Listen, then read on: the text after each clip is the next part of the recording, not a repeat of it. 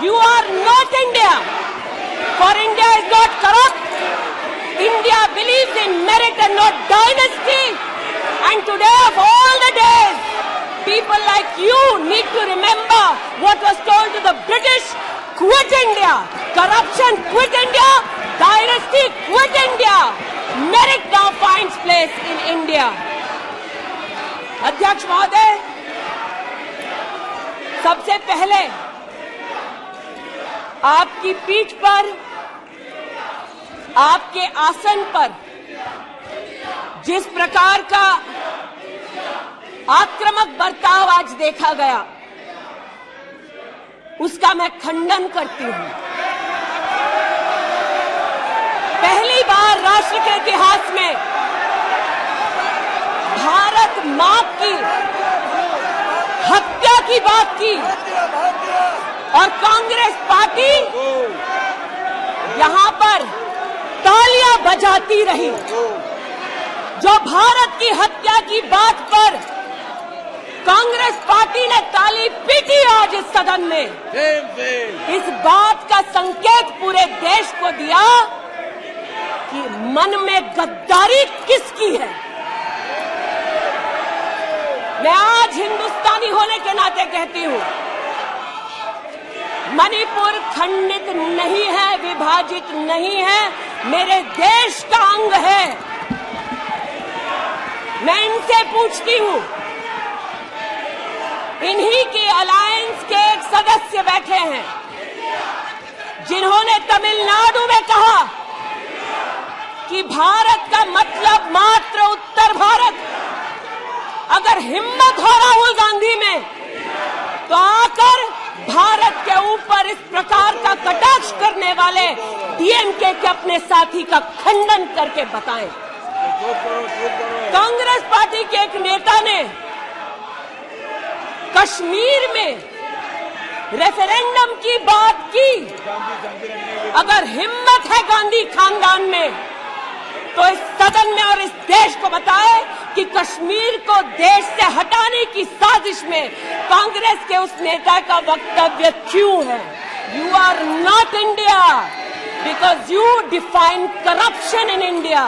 You are not India because you define incompetence. You are not India. एक minute माननीय सदस्य, ये तरीका ठीक नहीं है। सदन में नारेबाजी करना तरीका ठीक नहीं है।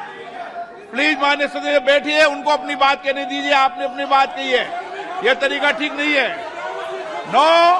नो गलत तरीका है आपका। नो गलत तरीका है आपका। स्मृति जी, पुनः कहती हूं अध्यक्ष महोदय, शायद अपने ही कोलाहल में सुन न पाए हो।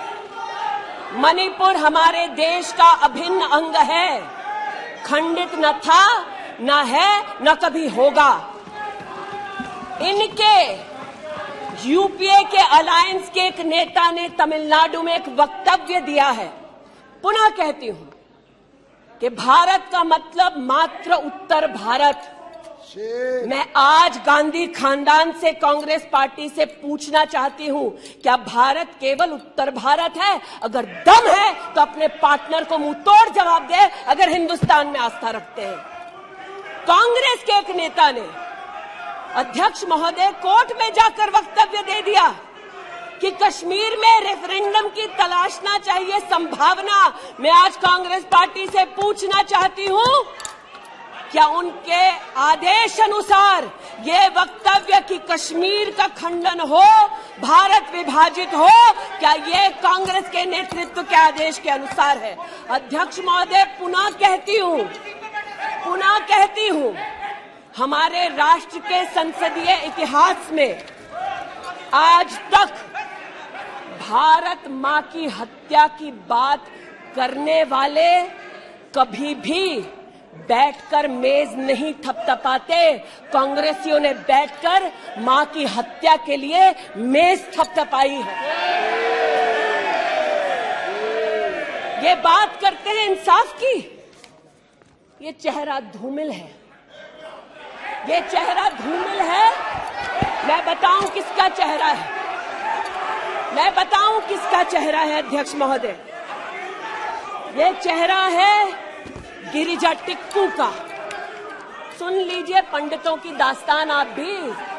गिरिजा टिक्कू का यह चित्र है। 90 के दशक में एक महिला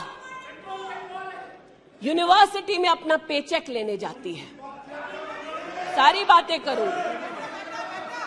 अपना पेचेक लेने जाती है, बस से घर लौटने का प्रयास करती है। उसको 5 मर्द बस से खींचकर टैक्सी में ले जाते हैं, बलात्कार करते हैं और फिर आरी से उसका बदन काट देते हैं। जब गिरिजा टिक्कू के जीवन पर एक फिल्म में एक प्रति आया, मैं आज कहना चाहती हूं कि कांग्रेस के कुछ प्रवक्ताओं ने उसको प्रोपेगेंडा कहा। सरला भट्ट,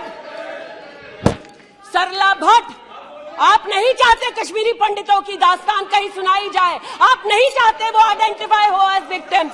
सरला भट्ट मेडिकल स्टाफ थी। 90 के दशक में उसको उसके इंस्टीट्यूट से अगवा करके गैंग रेप किया गया और सड़क के किनारे रखा गया। आज मैं पूछना चाहती हूं कि एक तरफ इनकी अलायंस के लोग हिंदुस्तान को विभाजित करने की बात करते हैं, ये आज अपने आप को इंसाफ के पुजारी बताते हैं, लेकिन मुझे बताइए गिरिजा टिक्कू, सरला भट्ट को कब इंसाफ मिलेगा? हर गली हर मोहल्ले में एक स्लोगन गूंजता था पंडितों के बीच, रलियू सलियू गलीव। पुनः कहती हूं, रलियू सलियू गलीव। आप चिल्लाना बंद करें, समझे पहले। रलियू सलियू गलीव। या तो अपना धर्म बदलो या कश्मीर छोड़ो या यहीं मरो। उनकी आवाज भारत की आवाज नहीं है। उनकी आवाज को आपने कभी नहीं सुना। मैं आज कहती हूं, इन्होंने कहा अश्रु बहाए, भ्रमण किया 84 के दौरान में। मुझ जैसे कई लोग देश की राजधानी में थे और किसी का वक्तव्य ना सुने। अध्यक्ष जी, एक पत्रकार है प्रणय गुप्ता, उन्होंने लिखा कि सिख बच्चों को कैस्ट्रेट करके उनके अंगों को उनकी मां के मुंह में ठूसा गया। आज बोलती हूं, त्रिलोकपुरी में 30 औरतों को इकट्ठा करके चीला गांव में ले जाकर उनका बलात्कार किया। सुल्तानपुरी में एक महिला ने एफिडेविट दी है, मेरे हस्बैंड को मार दिया, बेटी को शादी से एक रात पहले उठाकर ले गए और उसका बलात्कार किया। एक 45 साल की मां ने कहा सिख दंगों के दौरान कि न सिर्फ मेरे पति को मारा, न सिर्फ मुझे गैंगरेप किया, बल्कि मेरे सामने मेरे बेटे पर केरोसिन छिड़ककर उसको आग लगा दी गई। और आज भारत की बात करते हैं, कहते हैं कि कश्मीर से कन्याकुमारी तक 130 दिन चल रहे थे। मैं जोड़ों के दर्द पर भाषण नहीं दूंगी अध्यक्ष महोदय, लेकिन इतना जरूर कहूंगी कि जिन वादियों को हिंदुस्तान ने खून से सना देखा है, जिन वादियों में गोलियों की आवाजें हर दिन सुनाई देती थी, जब ये उन वादियों में गए तो जैसे कश्मीरी कहते हैं शीन जंग कर रहे थे, बर्फ के गोलों के साथ अपने के किसी परिजन के साथ खेल रहे थे। अध्यक्ष महोदय, ये तब संभव हुआ जब प्रधानमंत्री मोदी ने धारा 370 हटाई। आज इस सदन में उल्लेख हुआ है कि ये गए हैं, I have been to Manipur, you might have not been. आज इस सदन में उल्लेख हुआ है कि ये यात्रा में गए और यात्रा में क्या आश्वासन दिया कि अगर इनका बस चले तो धारा 370 ये पुनः स्थापित कर दे।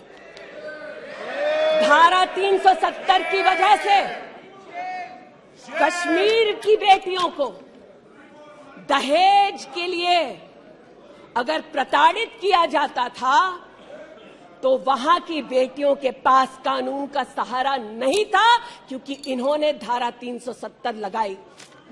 कश्मीर में अगर बेटियां प्रदेश के बाहर ब्याही जाती थी तो उनके पैतृक संपत्ति पर उनका अधिकार समाप्त हो जाता था, क्योंकि इन्होंने धारा 370 लगाई। कश्मीर में अगर 14 साल से कम उम्र की बच्ची का 18 साल से कम उम्र की बच्ची का ब्याह रचा दिया जाता था तो उसे कानून का संरक्षण नहीं मिलता था, क्योंकि इन्होंने धारा 370 लगाई। आज जो भग गए हैं सदन से उनसे कहना चाहती हूं कि इस देश में न धारा 370 लौटेगी, इस देश में कभी भी पंडितों को रलिव सलिव गलिव का धमकी कोई देने वाले बचेगा नहीं। आज कई यहां पर बहनें उपस्थित हैं जो वहां से अपनी आक्रोश को और राहुल जी के प्रति समर्थन को व्यक्त कर रही हैं। 84 के दंगों का विवरण सुनकर, गिरिजा टिक्कू का विवरण सुनकर, और मैंने स्वयं अध्यक्ष जी मणिपुर के मुख्यमंत्री से बात कर त्वरित रूप से वहां पर लोग पकड़े जाएं, न सिर्फ इसका वहां पर निवेदन किया बल्कि वो लोग पकड़े गए। सीबीआई की इंक्वायरी जारी है।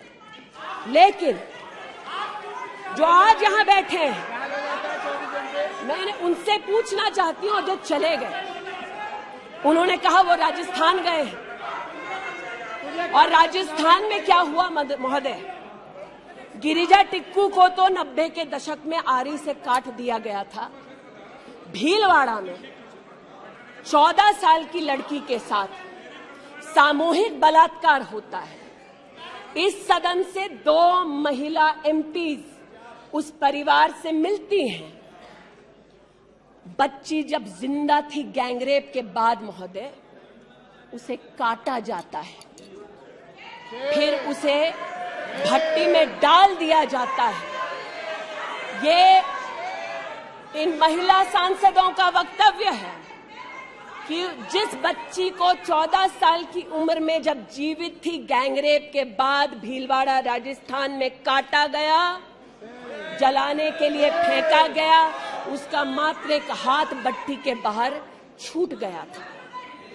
मैं आज पूछना चाहती हूं अध्यक्ष महोदय, ये आज जो जोर जोर से चिल्ला रहे हैं, न्याय की गुहार इन्होंने तब नहीं लगाई जब 60 साल की एक महिला का पश्चिम बंगाल में उसकी नाती के सामने गैंगरेप हुआ।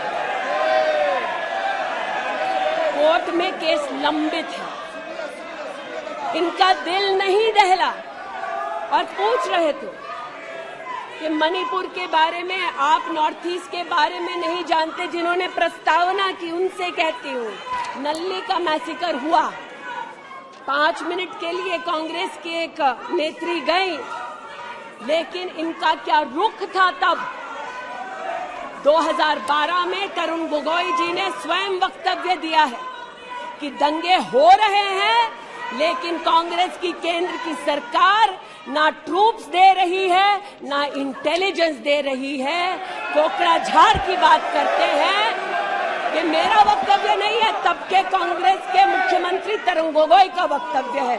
कोकराझार में हिंसा होती है, धुबड़ी में 3-3 महीने कर्फ्यू रहता है।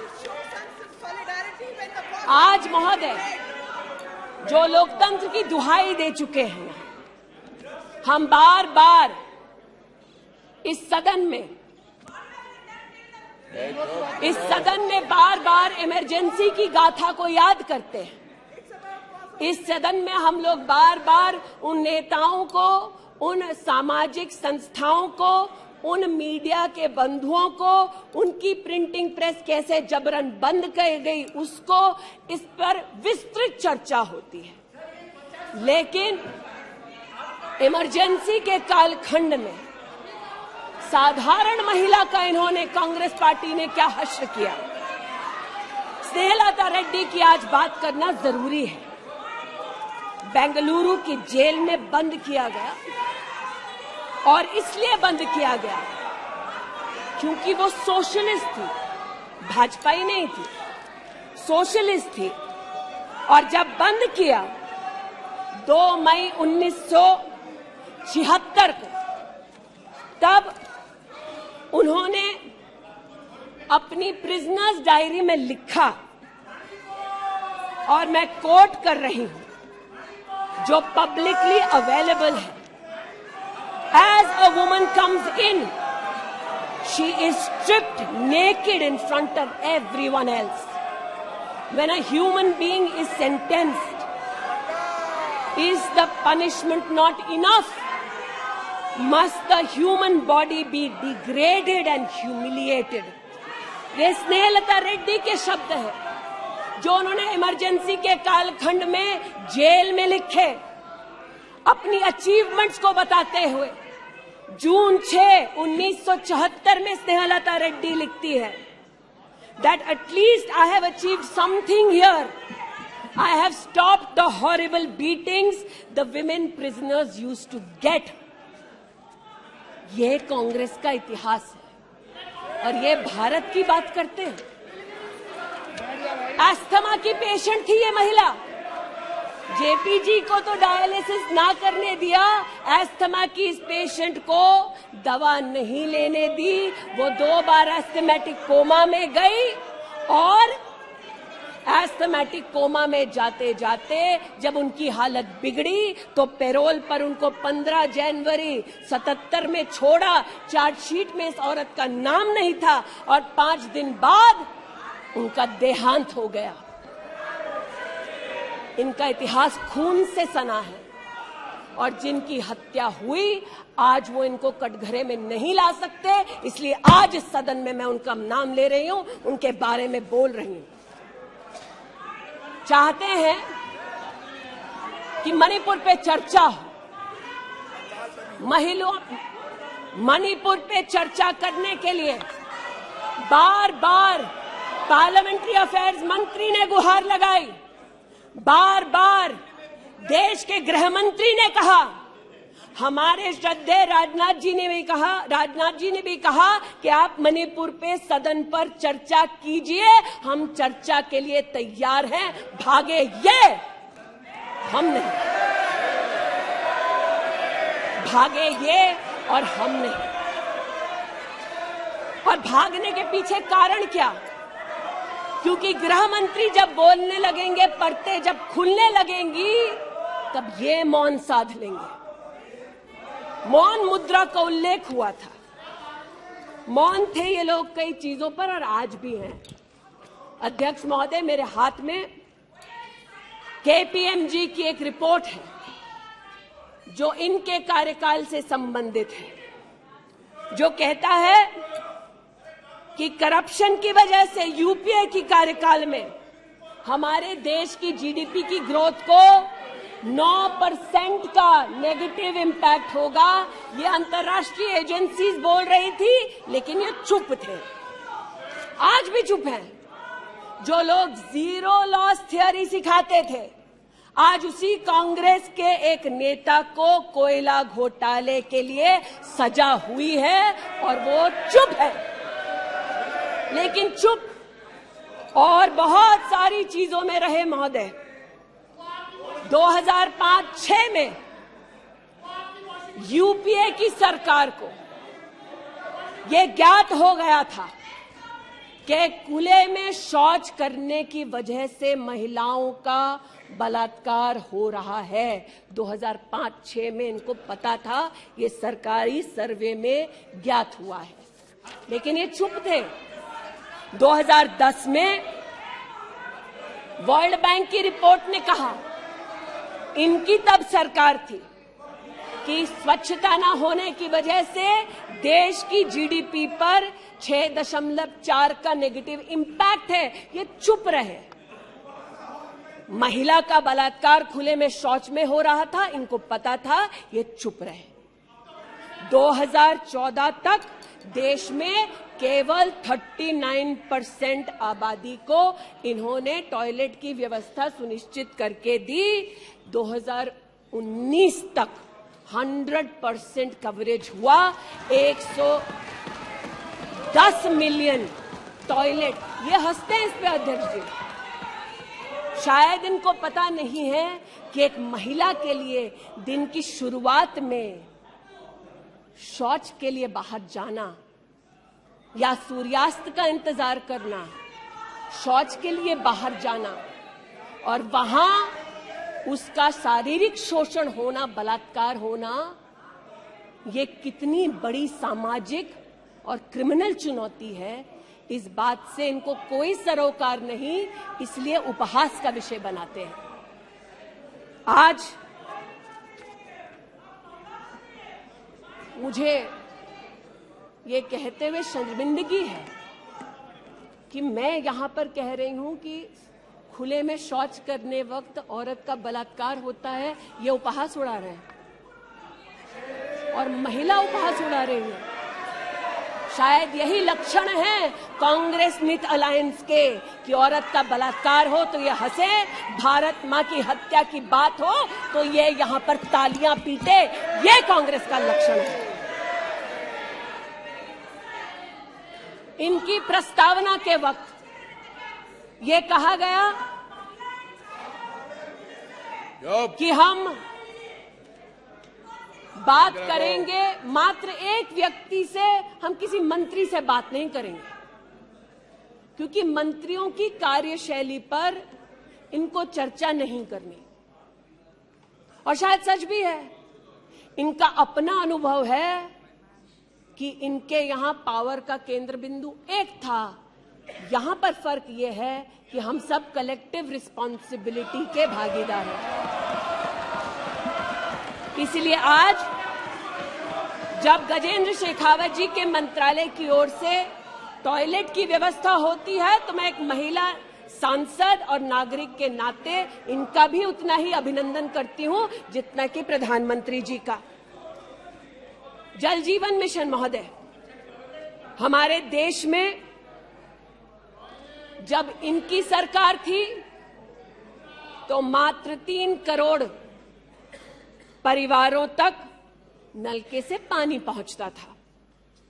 अब 2019 का आंकड़ा कहता है कि आपने तब तक 9.5 करोड़ तक पानी पहुंचाया और अब लगभग 19 करोड़ 40 लाख और 12 करोड़ 40 लाख तक आपका पानी नलके से पहुंच चुका है।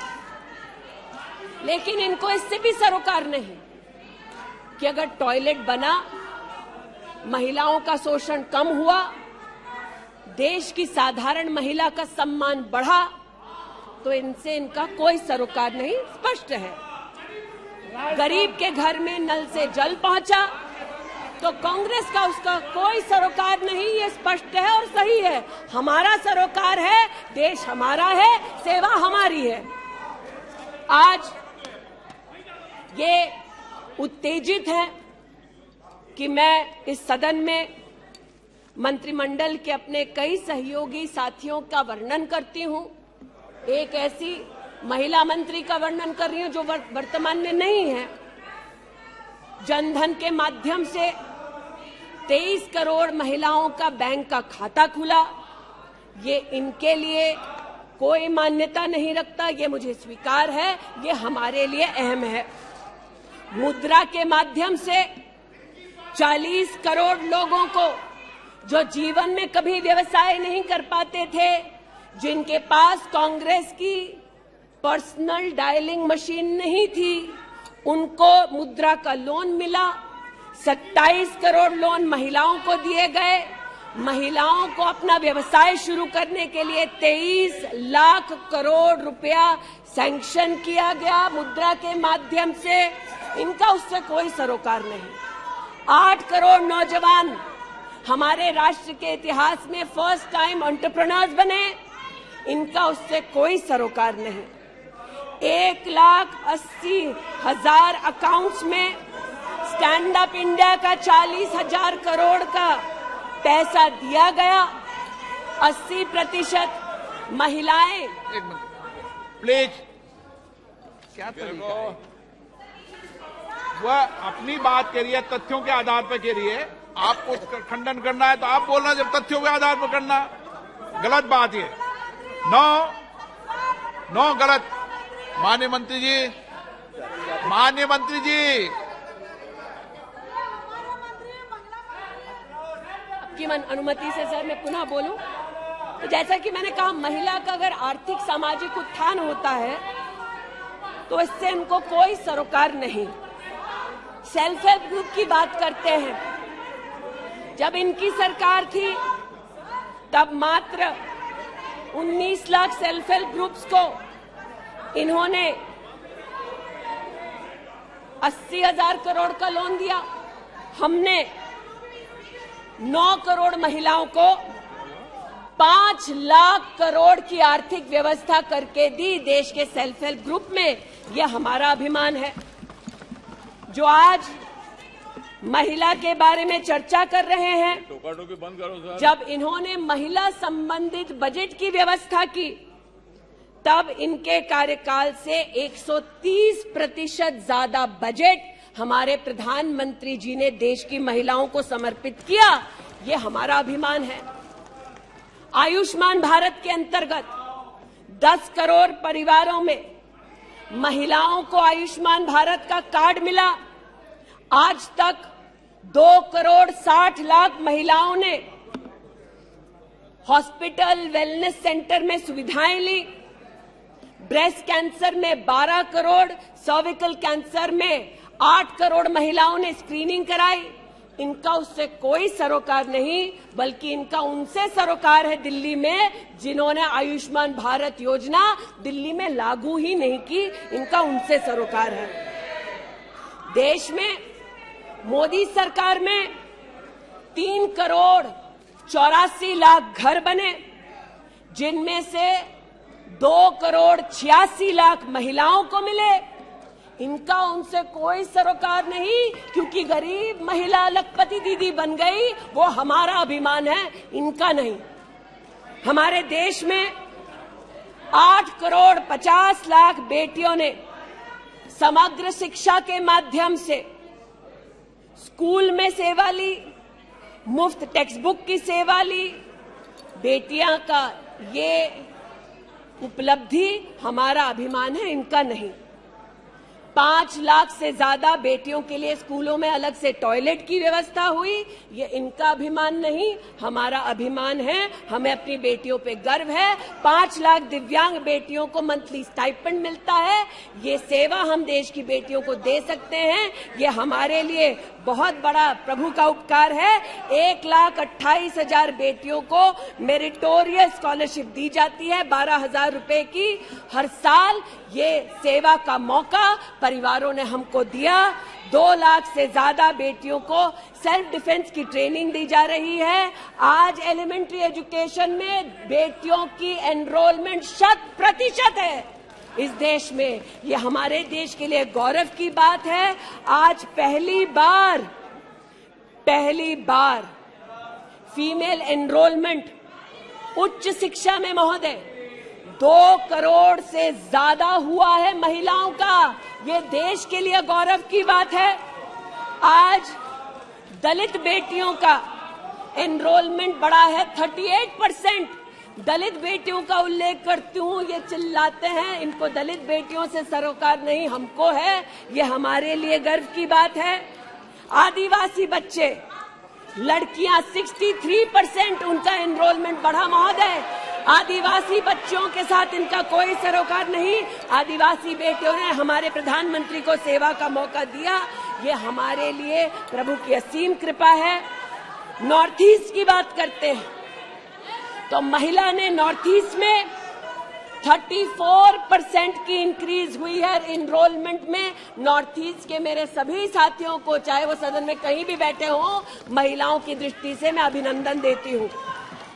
आज हमारे देश में महिला जो पीएचडी करती है 99.2 प्रतिशत की वृद्धि हुई है एनरोलमेंट में पीएचडी करने वाली महिलाओं में। ये हमारे लिए हिंदुस्तानी होने के नाते गौरव की बात है। आज जो महिला शैक्षिक संस्थानों में सेवा दे रही, यूनिवर्सिटीज में, इंस्टीट्यूशंस में, कॉलेजेस में 66%, 66% उनकी वृद्धि हुई है। आप हो करते जाएं, हम तो उनके लिए बल्ले बल्ले ही करेंगे। आज मुझे ये कहते हुए खुशी है कि हमारे लेबर मिनिस्ट्री ने कहा है कि ईपीएफ में 28,70,000 महिलाओं ने अब अपने आप को सब्सक्राइबर बनाया है।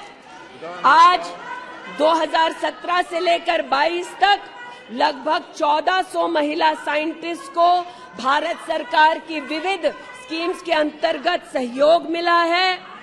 आज महिलाओं को मैटरनिटी लीव में 26 हफ्ते की पेड मैटरनिटी लीव मोदी सरकार ने सुनिश्चित की है। आज महिलाओं ने 3 करोड़ बेटियों ने, महिलाओं ने प्रधानमंत्री मातृवंदना योजना के अंतर्गत 13,700 करोड़ रुपया अपने बैंक के खाते में पाया है।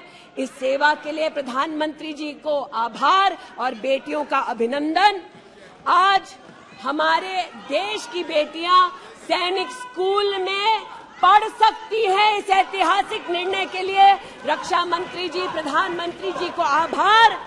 आज हमारी देश की बेटियां आर्म्ड फोर्सेस में परमानेंट कमीशन पा चुकी हैं। हमारे देश का गौरव बढ़ाने के लिए ऐसी बेटियों का आभार। आज जो महिला और महिला हक के लिए यहां बोल रहे हैं,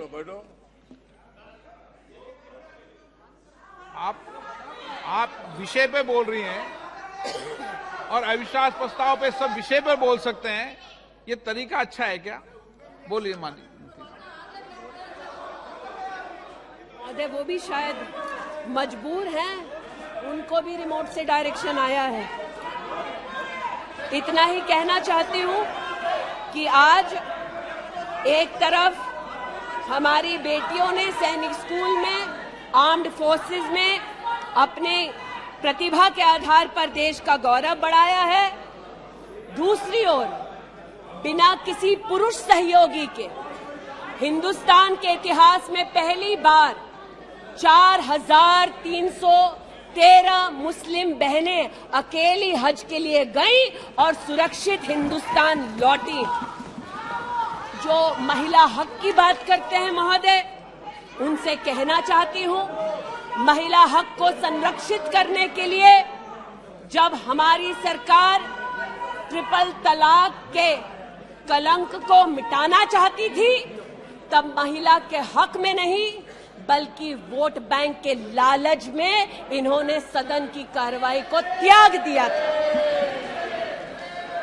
आज जब ये महिला सुरक्षा की बात करते हैं महोदय, तो ये कहना उचित होगा कि एक तरफ निर्भया फंड की रचना की घोषणा करते हैं 13 में, एक काम निर्भया फंड में नहीं करते, लेकिन जो निर्भया के बलात्कारी हैं उनको कांग्रेस नित अलायंस के लोग बलात्कारी के हाथ में 10,000 रुपए और एक सिलाई की मशीन देते हैं।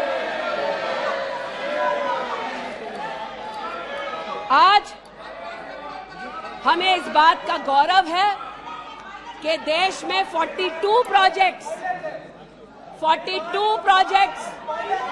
5,000 करोड़ की लगभग लागत से भारत सरकार के सौजन्य से बन रहे हैं। जो महिला सुरक्षा के लिए ये न कर पाए, वो आज प्रधानमंत्री मोदी कर रहे हैं। आज integrated emergency response management system के अंतर्गत देश के 983 रेलवे स्टेशन पर महिला पैसेंजर्स के लिए 24 घंटे सुरक्षा का प्रावधान किया गया। आज कोंकण में वीडियो सर्वेलेंस सिस्टम की विशेष व्यवस्था महिला संरक्षण और महिला सुरक्षा के लिए की गई। आज चूंकि रेल मंत्री बैठे हैं, आर्टिफिशियल इंटेलिजेंस के आधार पर facial recognition system, integrated surveillance system, ये सब भारत सरकार के सौजन्य से महिला सुरक्षा के लिए प्रधानमंत्री मोदी ने सुनिश्चित की। एक बात पर मैं आपत्ति अभी दर्ज करती हूं अध्यक्ष जी, कि जिनको आज मुझसे पहले वक्तव्य देने का अधिकार दिया गया, उन्होंने जाते जाते एक अभद्र यहां पर लक्षण के दर्शन दिए। It is only a misogynistic man who can give a flying kiss to a parliament which seats female members of parliament. ऐसी गरिमा विहीन आचरण को इस देश के सदन में कभी नहीं देखा गया। ये उस खानदान के लक्षण हैं, ये आज सदन में देश को पता चले। लेकिन कहां गए हैं, वहां पर क्या हालात हैं अध्यक्ष महोदय? गोद भराई के नाम पर राजस्थान में भास्कर ने लिखा है कि राजस्थान की कांग्रेस की सरकार जेब भराई कर रही है। 13 से 20 महीने का घरबाशय दिखाया जा रहा है राजस्थान में, और भारत की तिजोरी से पैसा लूटा जा रहा है। इनका सरोकार महिला उत्थान से नहीं, ये महिला के बारे में क्या सोचते हैं, इनकी क्या हरकतें हैं, इनके नेता ने जाते जाते यहां पर उसको प्रसारित कर दिया है। लेकिन इन्हें सरोकार इनके नेता को किससे है? चीन से है। तो चूंकि सब चीन में इतनी रुचि लेते हैं कांग्रेस पार्टी के नेता, इसलिए आज एक सुखद समाचार भी सुनाती हूं। चीन में 31st यूनिवर्सिटी गेम्स हुआ। 1959 से लेकर आज तक भारत को मात्र 18 पदक मिले। इस बार 26 मेडल का रिकॉर्ड हिंदुस्तान के बच्चों ने स्थापित किया। भारत मां के टुकड़े के लिए तालियां बजाते थे, भारत मां के बच्चों के लिए तो बजा दो। 11 गोल्ड, 5 सिल्वर, 10 ब्रॉन्ज। आज देश के यूनिवर्सिटी के छात्र देखें कि 31st यूनिवर्सिटी गेम में भारत का नाम रोशन करने वाले छात्रों के लिए मैं गुहार लगा रही हूं कि कांग्रेस पार्टी यहां अभिनंदन कर दे, लेकिन वो अभिनंदन से भारत के बच्चों को वंचित रखते हैं।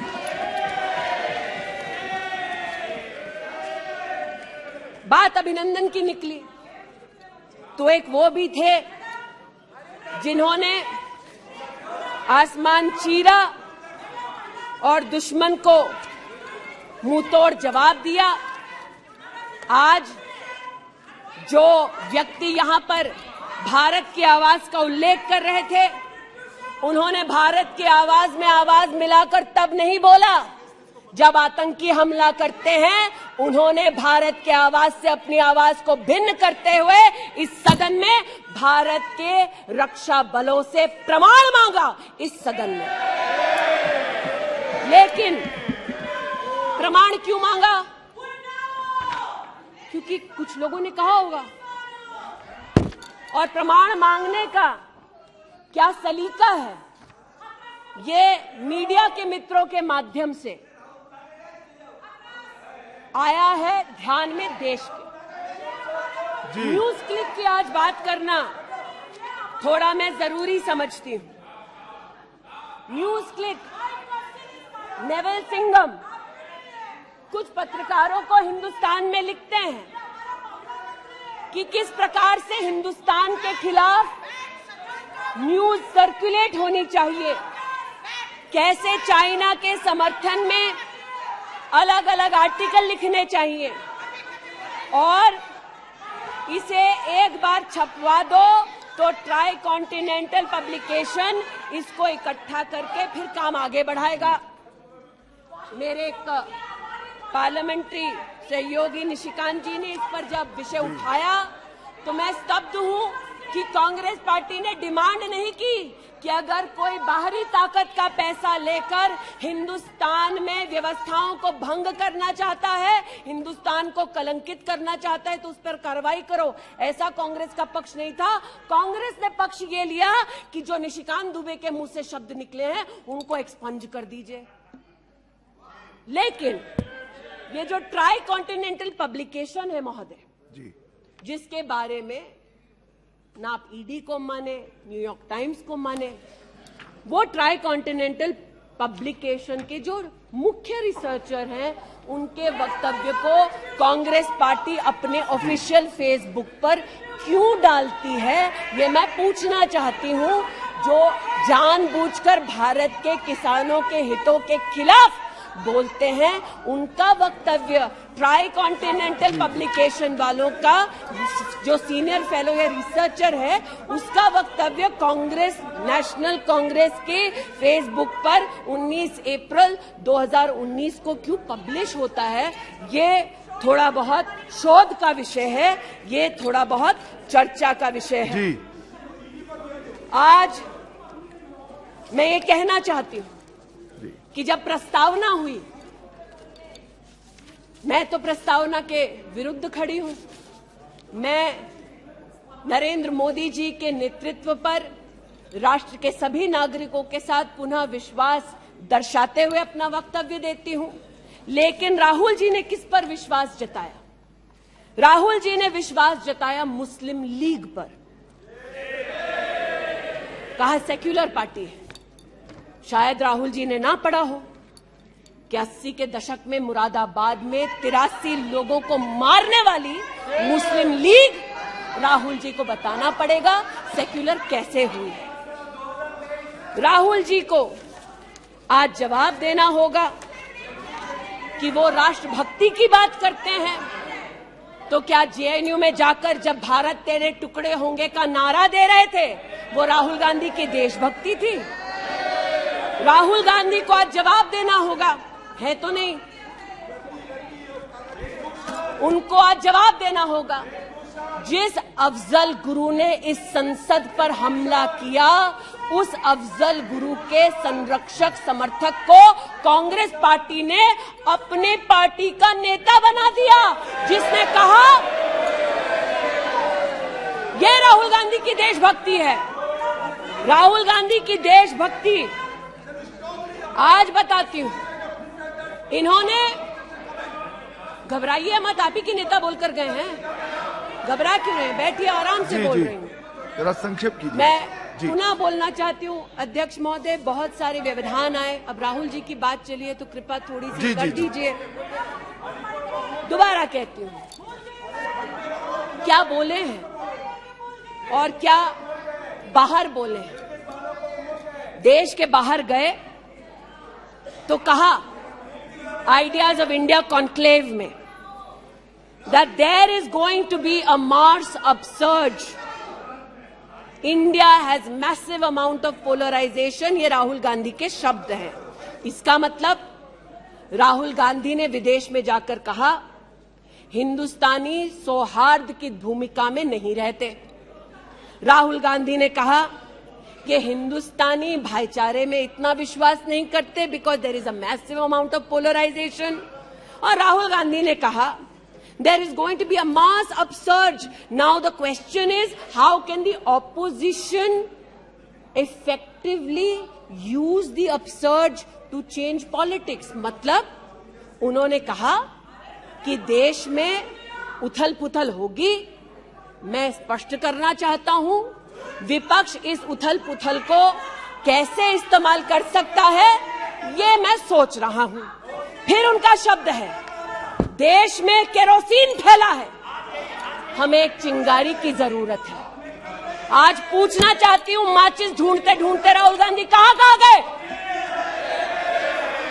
अमेरिका गए? तंजीम अंसारी के साथ, जो पाकिस्तानी इमाम जावेद अहमद के साथ ताल्लुक रखते हैं, अमेरिका में अपने कार्यक्रमों को उनके साथ करवाया। राहुल गांधी, मिन्हाज खान, जो हिंदुस्तान के खिलाफ आवाज बुलंद करते हैं, उनके साथ उन्होंने मीटिंग की।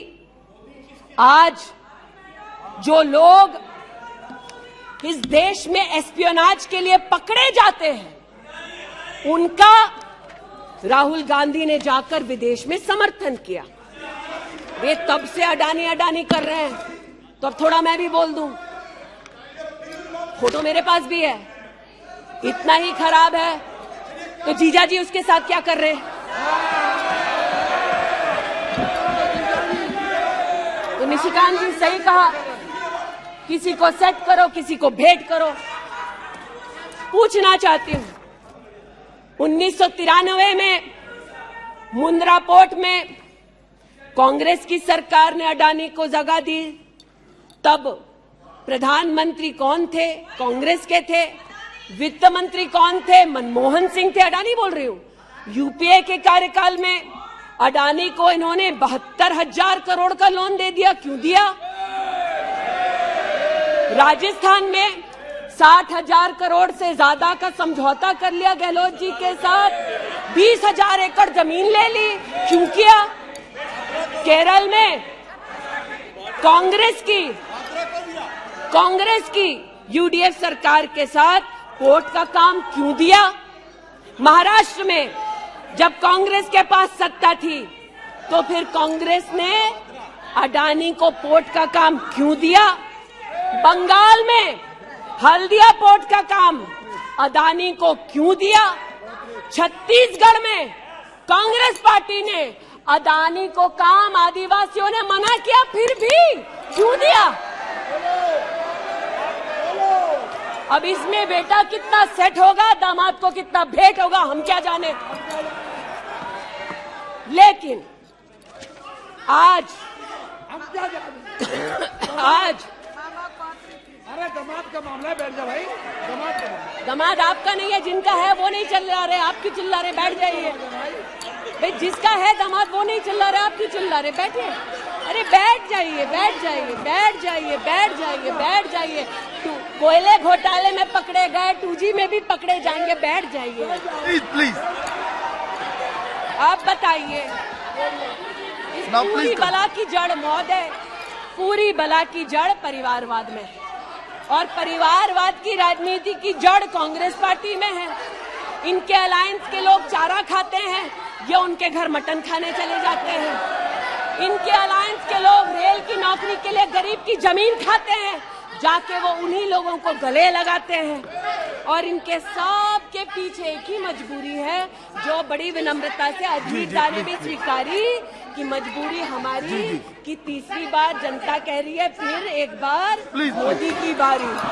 Okay, now please conclude. तो मैं लिसन प्लीज। ये आज बैठिए।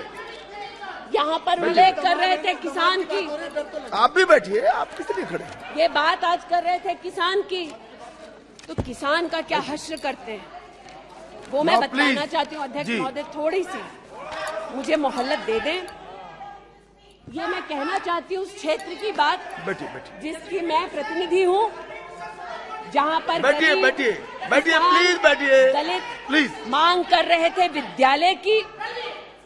1982 में किसानों ने 4 बीघा 2 बिस्वा जमीन इंटर कॉलेज के लिए दी, और अमेठी में धोखे से किसानों की ये जमीन हड़पने वाले फाउंडेशन का नाम गांधी खानदान है। 2016 में राहुल जी दौरे में गए तिलोई, वहाँ पर लोगों ने कहा 200 छात्रों ने सुनिए कि जमीन वापस दे दो, हमारे लिए कॉलेज की व्यवस्था करो। इन्होंने अपने अलायंस पार्टनर के साथ उन छात्रों को जेल भगा दिया। 17 में जेल भगाया। सेठा गौरीगंज में प्रमाण है, आ जाओ गौरीगंज, दूध का दूध पानी का पानी यही कर दूंगी। गौरीगंज सेठा रोड पर जमीन हब्जा ली। भूसियावा मार्ग पर नरसिंहभानपुर पर मुंशीगंज में जमीन हत्या ली। ये उनका संस्कार है। जमीन कौन कौन हड़पता है, ये कांग्रेस की गाथा स्पष्ट है। जहां ये हैं वहां पर आज मैं अभिनंदन देती हूं रेल मंत्री का कि रेल कोच फैक्ट्री रायबरेली में भी 10,000 कोचेस तब बनी जब नरेंद्र मोदी देश के प्रधानमंत्री बने। पीड़ा हो रही है जी। मैं बस इतना बताना चाहती हूँ कि आज जो किसानों का दम भरते हैं, बालियान साहब शायद यहाँ नहीं है, मैं अमेठी के किसानों की ओर से विशेष बालियान साहब आपको नतमस्तक होकर आभार व्यक्त करती हूँ। राष्ट्र के इतिहास में पहली बार अमेठी में खाद की रैक उतरी जब मोदी आए। इन्होंने न खाद दी, गौरीगंज में किसानों पर लाठीचार्ज करते थे, राजनाथ जी इसके साक्षी हैं। इन्होंने 80% लोगों के पास अमेठी में जहां 5 दशक इन्होंने राज किया, 80% लोगों को शौचालय नहीं दिया, 60% लोगों के घर में बिजली नहीं दी। और ये आज लोकतंत्र की बात करते हैं, अपनी प्रतिभा की बात करते हैं। आज मैं आभार व्यक्त करती हूँ, अमेठी का पहला सैनिक स्कूल मोदी जी ने दिया, 7.5 लाख लोगों को मुफ्त अनाज मोदी जी दे रहे हैं। अमेठी का आज पहला मेडिकल कॉलेज जिसके नाम से इस खानदान ने जमीन हड़प ली थी, वो नरेंद्र मोदी ने दिलवाई। आज मैं इतना कहना चाहती हूँ अध्यक्ष महोदय, जो अभी है नहीं, जो 50 साल की उम्र के बाद देश देखने निकले थे, वो देश के किस कोने में वर्तमान में है मैं नहीं जानती, लेकिन इतना एक मिनट। और देखिए, आपने एक फिलोसोफर का ये मंत्रिमंडल में अविश्वास प्रस्ताव लाया है। मंत्रिमंडल उस संबंध में बोलेगा, उनको बोलने का अधिकार है। प्लीज आप बैठ जाइए। मणिपुर पर चर्चा आपने नहीं मांगी है, वो एक विषय है, उस पर चर्चा हो रही है, उसका उत्तर भी आएगा, परंतु no please sit down, please sit down. But what sir of the enemy who speaks slyly, what of that enemy? आज जिनके पास ना नीति थी, ना नियत थी, ना देश के प्रति निष्ठा थी, आज ना जो कभी हिंदू के हुए, जिन्होंने राम के अस्तित्व को नकार दिया, ना सिखों के साथ जिन्होंने इंसाफ किया, जो ना कभी महिलाओं के उत्थान के लिए समर्पित थे, ना नौजवान के सशक्तिकरण के लिए समर्पित थे, ना किसान के बलिदान को स्वीकार कर किसान की समृद्धि के लिए समर्पित थे। आज उनसे कहना चाहती हूं कि जो समर्पित है, जो सबके विश्वास के साथ सबका विकास कर रहा है, उस पर देश को पुनः विश्वास दिखाएंगे। 24 में पुनः मोदी सरकार बनाएंगे। इस अविश्वास प्रस्ताव का मैं निषेध करती हूं और भारत मां का जयकारा लगाते हुए जो भारत मां की हत्या की बात कर रहे थे महोदय, उनसे कहना चाहती हूं, अंग्रेज आए चले गए, मुगलिया सल्तनत आई खत्म हो गई, हिंदुस्तान आज भी है और आगे भी रहेगा। और हिंदुस्तान इस देश की तिजोरी की चाबी वापस उनकी माताजी के हाथ में नहीं देगा।